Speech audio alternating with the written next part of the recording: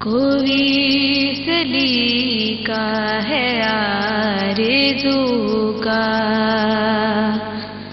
نہ بندگی میری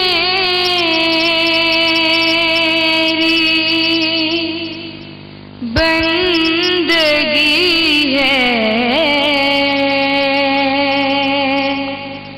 یہ سب تمہارا کرم ہے آقا، یہ سب تمہارا کرم ہے آقا، کہ بات اب تک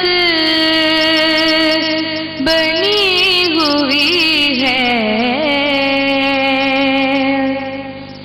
کسی کا احسان کیوں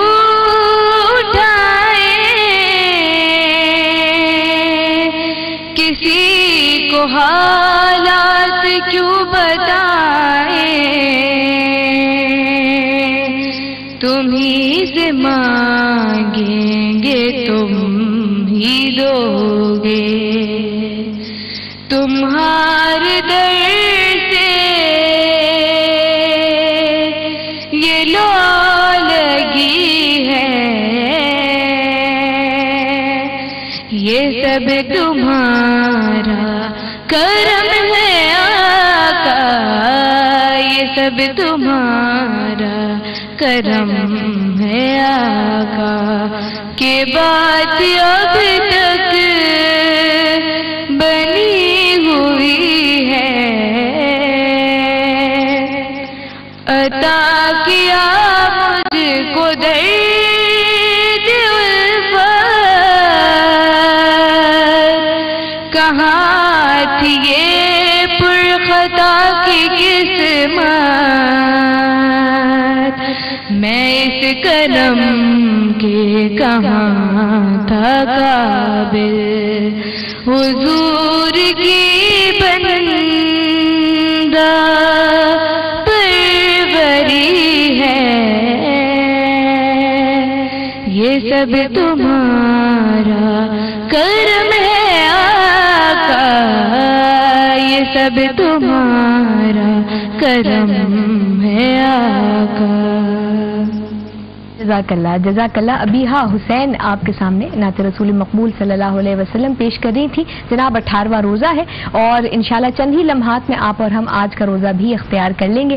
4:33 فقہ جعفریہ کے مطابق آج انتہاء سحر ہے، جبکہ فقہ حنفیہ کے مطابق 4:37 پہ آج ہمارے اور آپ کے جو سحری کے آخری لمحات ہیں وہ اختتام پذیر ہوں گے۔ گفتگو آج شادی بیاہ کے حوالے سے ہے، کیا اللہ اور اس کے رسول کے احکام ہے اس بارے میں۔ اب جانے سے پہلے وقفے پہ ہم بات کر رہے تھے کہ جسمانی بلوغت کے ساتھ ساتھ ذہنی میچورٹی بھی بہت ضروری ہے ایک انسان کو شادی کے بندھن میں باندھنے کے لیے، جو بسا اوقات 18 کے بعد بھی آتی ہے اور 18 سے بہت پہلے بھی آ جاتی ہے۔ جسمانی نہیں تو آپ کی ذہنی میچورٹی آج کل کے بچوں میں میجورٹی اس سے بہت عمر پہلے آ جاتی ہے، thanks to the social networking websites اور ایسے بچوں کے جن کا ویسٹ کے سامنے بڑا ایکسپوجر ہے۔ ہم نے یہ دیکھا ہے کہ ایک نوعمر لڑکا یا لڑکی ہے، ان سے کوئی غلطی سرزد ہو جاتی ہے، فار ایگزامپل کوئی افیئر ان کا چل رہا ہے، کوئی باہر ایسا قصہ ہے جو کہ اسلام کی روح سے جائز نہیں ہے، لیکن وہ ایسی کوئی حرکت کر بیٹھے یا شاید اس رستے پہ نکل پڑے ہیں، تو اس کا گناہ ان کے اوپر ہے یا ان کے ماں باپ پہ؟ حدیث کی روشنی سے بتائیے گا، آپ یقیناً جان گئی میں کس حدیث کی طرف ریفر کر رہی ہوں۔ بالکل آپ نے ایک جو حدیث کی طرف اشارہ فرمایا تو وہ حدیث رسول صلی اللہ علیہ وسلم ہے کہ جب تمہارے بچے جو ہیں وہ جوان ہو جائیں، بلوغت کی عمر کو پہنچ جائیں، اور تو ان کے نکاح کی فکر کرو، اور اگر تم نے ان کی فکر نہیں کی اور ویسے ہی چھوڑ دیا تو ان سے جو غلطیاں سرزد ہوں گی ان کا گناہ تمہارے اوپر ہوگا۔ ٹھیک، یعنی یہ صرف اس لیے ہے کہ ان کے بالغ ہونے کے بعد اولین ترجیح یہی ہونی چاہیے کہ ان کی تربیت کی جائے اور جلد از جلد جو ہے وہ ان کو نکاح کے بندھن میں باندھ دیا جائے۔ اچھا، نکاح کرنے کا حکم ہے نا، دیکھیں کہ تم نکاح کرو اپنے میں سے ان کا کہ جو یعنی کنوارے ہیں یا ان کا کہ جو ہاں مطلقہ ہیں، مطلقات ہیں وغیرہ وغیرہ، تو تم نکاح کرو ان کے، یعنی اس کا مطلب ہے کہ جو ارد گرد کے بڑے لوگ ہوتے ہیں، بزرگ ہوتے ہیں، اور جو ذمہ داران ہوتے ہیں یہ ان کا فرض ہے. صحیح. یعنی اسلام ان کا فرض بتاتا ہے، خود نوجوانوں کا پر نہیں. کیونکہ جو بات آپ نے کہی کہ نوجوانوں کے اندر ایک حیا اور ایک شرم فطری بات ہے. جی. یعنی اس کو آپ نہیں کہہ سکتے. جو اسلامی ماحول ہے ہمارا اس کی وجہ سے بھی کچھ نہ کچھ ضرور ہوتی ہے، چاہے وہ کتنا ہی بے باک کیوں نہ ہو، لیکن وہ باقی ہیں. جی یہ ہے الحمدللہ. تو اس کی وجہ سے وہ اس کا اظہار اس طرح نہیں کر پاتا. تو یہ کس کو حکم دیا ہے؟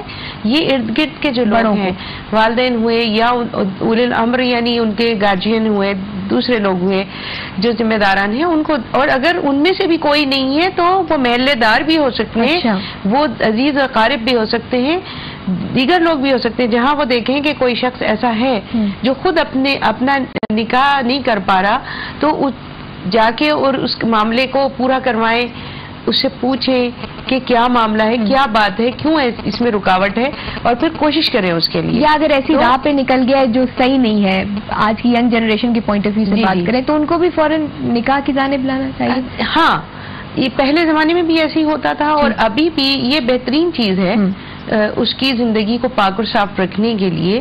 اور مطلب کوئی معاملہ اتنا پریشر نہ ہو کہ آج کل ہمارے ہاں جیسے ہم دیکھ رہے ہیں. دوسرا یہ کہ دیکھیے میں بات کر رہی تھی کہ جب آپ ایک اچھے ماحول میں رہیں گے تو صاف ستھرے ماحول میں رہیں گے تو یقیناً اس میں گندگی اور جراثیم کی آمیزش کم ہوگی. ہم کہتے ہیں کہ پانی پیو ابال کے، چھان کے، اس طرح کر کے، اس طرح کر کے، دانتوں کو برش کرو، ماحول کو صاف ستھرا رکھیں، آپ کا فرش صاف ہونا چاہیے، آپ کا گھر صاف ہونا چاہیے، ہاتھ صاف ہونے چاہیے. دیکھیے یہ انسانی جسمانی جو ہم پاکیزگی کی بات کرتے ہیں، اسلام تو سب سے پہلے ہمیں اس کی تربیت دیتا ہے اور دعوت دیتا ہے اور ہم پر لازم قرار دیتا ہے. ہم نماز نہیں پڑھ سکتے جب تک ہم پاکی نہ اختیار کریں. تو پہلی چیز ہے پاکی. ٹھیک ہے، ناپاک شخص کے اوپر، ناپاک آدمی کے اوپر شیطانی قوتیں حملہ کرتی ہیں.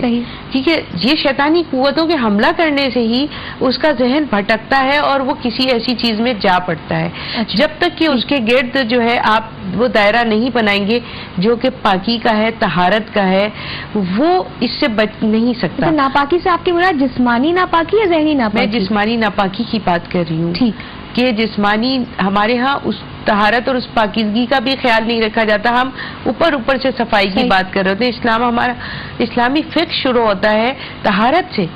تو جب ہم نماز کی بات کر رہی تھی، دیکھیں مسجد میں ہمارا مرکز اور محور ہونا چاہیے. مسجدوں کو تو ہم نے ایک ایسی چیز بنا دیا ہے کہ ٹھیک ہے جی ہم جا کے اس میں نماز پڑھ کے آ جائیں گے. وہ تعلیم و تربیت کے مراکز ہونے چاہیے. ہمارے ہاں بچے سائنس پڑھنے کے لیے جا رہے ہیں، انجینئرنگ پڑھنے کے لیے جا رہے ہیں، ٹیکنالوجی پڑھ رہے ہیں، لیکن آپ دیکھیں کہ بہت کم ایسے لوگ دینیات کی طرف چلے گئے. اچھا وہ دینیات کیوں پڑھ رہے ہیں؟ دینیات کا ٹیچر بھی تو چاہیے ہوتا ہے نا، تو ہم دینیات پڑھ لیتے ہیں. یہ ذوق اور شوق جو ہے نہیں میں دیکھتی. میں خود ایسے ادارے سے وابستہ ہوں جہاں پہ لوگ دینیات پڑھنے کے لیے آتے ہیں، علوم اسلامیہ پڑھنے کے لیے آتے ہیں، اور ہم ان کو کمپیوٹر ٹیکنالوجی بھی ساتھ ساتھ پڑھاتے ہیں. میں انفارمیشن دے رہی ہوں آپ کو کہ دینی علوم کے ساتھ مرج کر کے باقاعدہ ان کے لیے لازم ہے. یہی آئیڈیل ہے کہ تاکہ ہم جدید تقاضوں کو پورا کر سکیں. تو یہاں پر ہمارے ہاں جو ایک کمپلسری پڑھا دی جاتی ہے تو رٹ کے اور کس طرح پاس ہوتے ہیں آپ اچھی طرح جانتی ہیں. تو دینی تربیت کے لیے بچوں کی جس کی بات آپ کر رہی ہیں کہ ویسٹ کس طرح تربیت کر رہا ہے، ٹھیک ہے وہ ایک اچھی چیز کو فوکس کر رہے ہیں، لیکن ہمارا دین اس سے زیادہ ہمیں بتا رہا ہے. آپ دیکھیے قرآن کریم جو ہے عربی زبان میں نازل ہوا، لسان عربی مبین ہے، وہ واضح زبان ہے اور بالکل آسان زبان ہے. اب ہم دیکھتے ہیں کہ جو عرب کے جو لوگ ہیں، باشندے ہیں، وہ عربی زبان کیونکہ جانتے ہیں تو اس کا مفہوم بالکل سمجھ رہے ہوتے ہیں. یہ انتہائی آسان زبان کے اندر ہے، قرآن مشکل زبان میں نہیں ہے. میں عربی پڑھاتی ہوں، مجھے معلوم ہے کہ مشکل زبان کیسی ہوتی ہے، آسان زبان کیسی ہوتی ہے. یہ انتہائی آسان زبان میں ہے. 2,500 3,000 الفاظ ہیں جو بار بار آ رہے ہیں اور بہت ہی سادے انداز کے اندر ہیں. کہتے ہیں اگر آپ اردو یا فارسی سے واقف ہے تو آپ کے لیے آسان ہے عربی بے انتہا. جی. اور دیکھیں کہ اس میں تقریباً 500 سے زیادہ ایسے الفاظ ہیں کہ جو ہماری زبان کے اندر روزمرہ کے اس میں گفتگو میں استعمال ہوتے ہیں. صحیح. تو ہمارے لیے سمجھنا اتنا مشکل نہیں ہے. عرب بچہ جو ہے وہ ڈائریکٹ اس کی تلاوت ہو رہی ہے، اس کو سمجھ رہا ہے، وہ نکاح کے احکامات کو نہیں سمجھے گا. ٹھیک ہے، وہ ان احکامات کو نہیں سمجھے گا جس میں اس کو حکم دیا گیا ہے کہ اگر ایسا نہ ہو، بالکل ایسا ہو تو ایسا کرو اور ایسا نہ ہو تو تمہیں یہ نہیں کرنا چاہیے. تو یہ ساری چیزیں جو ہیں جو حلال اور حرام ہیں اس کے نالج میں آ رہے ہی نہیں آ رہے. بالکل آ رہی تو مزید تعلیمات کی کیا ضرورت ہے؟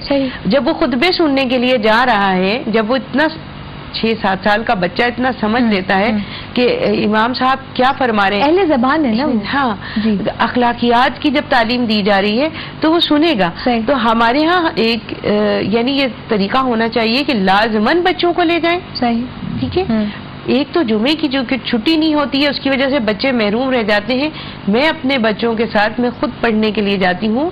ہمارے ہاں جامعہ کراچی کی جو جامع مسجد ہے، یونیورسٹی آف کراچی کی مین مسجد، اس کے اندر خواتین کا بہت خوبصورت اور بڑا اچھا سیکشن بنا ہوا ہے. اور میں اس میں اپنے بچوں کے ساتھ نماز پڑھنے کے لیے جاتی ہوں، خطبہ سنتی ہوں، وہاں بیٹھ کے بچوں کو سنواتی ہوں.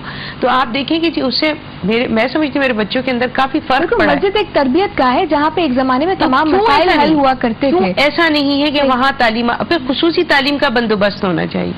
اسی مسجد میں جو جامع کراچی کی بڑی مسجد ہے، جامع مسجد ہے، اس مسجد کے اندر ابھی یونیورسٹی آف کراچی کے کچھ ہمارے ایسے، میں ان کو بہت ہی یعنی ان کے لیے آپ بھی دعا کیجئے، میں بھی دعا کروں گی کہ اللہ تعالیٰ ان کے اس کام میں برکت دے. کہ ان لوگوں نے ان چھٹیوں، یہ جو چھٹیاں گزری ہیں اس کے اندر 1 مہینے کا ایک ایسا کورس رکھا جو بچوں کی تعلیم و تربیت کے لیے تھا، نوجوانوں کے لیے، لڑکوں کے لیے. تو اس کورس کا جو میں فائدہ دیکھ رہی ہوں کہ وہ اتنا زیادہ ہے. اور یہ جو دعا آپ نے بتائی کہ اس طرح کی دعائیں کہ ربنا ہب لنا من ازواجنا و ذریاتنا قرۃ اعین وجعلنا للمتقین اماما، ایسی دعائیں، ایسی صورتیں، آیتیں انہوں نے یاد کرائی. پھر اپنی زندگی گزارنے کے طور طریقے جو کافی حد تک میں نے دیکھا کہ بڑے اچھے اسباق انہوں نے ان کو بالکل. اور یہ جو تربیت گاہ ہے، میں کہتی ہوں اس کو بھرپور طریقے پہ یوٹیلائز کیا جائے. آپ ایک وقفہ ہے بہت مختصر. بالکل مسجد ہماری تربیت گاہ ہے اور تربیت استاد ہی دیتا ہے. اور کیا آج ایک ایسی استاد ہمارے ساتھ موجود ہے. شادی بیاہ کے متعلق آج گفتگو ہے. اذان فجر کا وقت ہے. 18ویں روزے کو اختیار کرنے کا وقت قریب ہے. جناب 4:33 فقہ جعفریہ کے مطابق اور 4:37 فقہ حنفیہ کے مطابق آج جو سحری کا وقت ہے وہ اختتام پذیر ہو جائے گا. اذان فجر کے بعد دوبارہ ملتے ہیں اور کچھ جاننے کی کوشش کرتے ہیں کہ نکاح میں چھپی یہ مصلحت اور یہ جو حکمت ہے یہ آج ہماری زندگی میں کیسے اپلائی ہوگی. ہمارے ساتھ رہے گا. ایک وقفہ اور پھر واپس آتے ہیں.